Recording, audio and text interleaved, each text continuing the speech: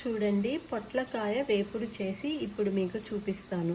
ఈ పొట్లకాయలు మా పాదు నుండి కోసిన పొట్లకాయలు. ఇవి నేను వేసానమాట. మా బ్యాక్ యార్డ్లో పొట్లకాయలు వచ్చాయి. ఈ 2 పొట్లకాయలు ఇప్పుడు మీకు వేపుడు చేసి చూపిస్తాను.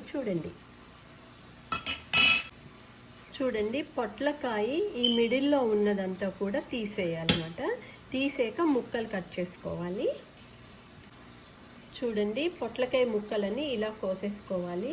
దాంట్లో ఉండే గింజలన్నీ కూడా తీసేసాను. ఇప్పుడు క్లీనింగ్ ఎలా చేయాలో చూపిస్తాను. చూడండి, అందరికీ కూడా పసరు వాటర్ అంటే ఇష్టం ఉండదు, ఈ స్మెల్ కూడా ఇష్టం ఉండదు కదా, అందుకనేసి ఇవి క్లీనప్ చేస్తాను. చూడండి, కొంచెం పసుపు, కొంచెం సాల్ట్, ఇది శుభ్రంగా కలిపేసుకొని ఒక 10 నిమిషాలు. చూడండి, ఇప్పుడు దీంట్లో కొన్ని నీళ్ళు వేస్తున్నాను అనమాట. ఒక 10 నిమిషాలు ఇట్లానే ఉంచాలి.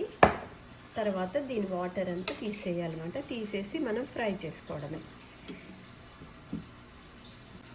చూడండి, 10 మినిట్స్ అయింది కదా. ఇది శుభ్రంగా ఇలాగా పిసికి దీని వాటర్ అంతా ఇలా పిండేసి తీసేయాలన్నమాట. చూడండి, ఇంత శుభ్రంగా కడిగేసుకోవాలి అన్నమాట. చూడండి, దాని వాటర్ అంతా తీసేసాను. ఈ వాటర్ మనం పడేసి ఇప్పుడు ఇది ఫ్రై చేసుకోవాలి. చూడండి, పొట్లకాయ వేపుడు చేయడానికి నేను ఒక ప్యాన్ తీసుకున్నాను. ఒక గరిటెడు నూనె వేస్తున్నా. నూనె కాగింది. ఇప్పుడు పోపులు వేస్తున్నాను. చూడండి, పోపు వేగుతున్నప్పుడు కొంచెం కరివేపాకు, కొన్ని వెల్లుల్లిపాయ ముక్కలు, కొన్ని ఎండుమిరపకాయ, ఒకసారి అట్లా ఇట్లా కలుపుకోవాలి. చూడండి, పోపులన్నీ వేగిపోయాయి. ఇప్పుడు దీంట్లో కొన్ని ఉల్లిపాయ ముక్కలు ఒకసారి కలిపేసి తరువాత ఇందాక నేను కోసి పెట్టుకున్న పొట్లకాయ ముక్కలు వేస్తున్నాను. చూడండి,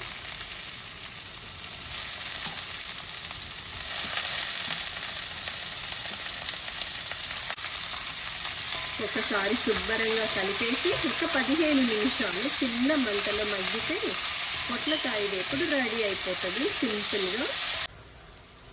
చూడండి, 15 నిమిషాలు అయిపోయింది కదా.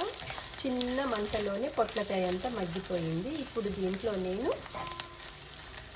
కొంచెం సాల్ట్ వేస్తున్నాను.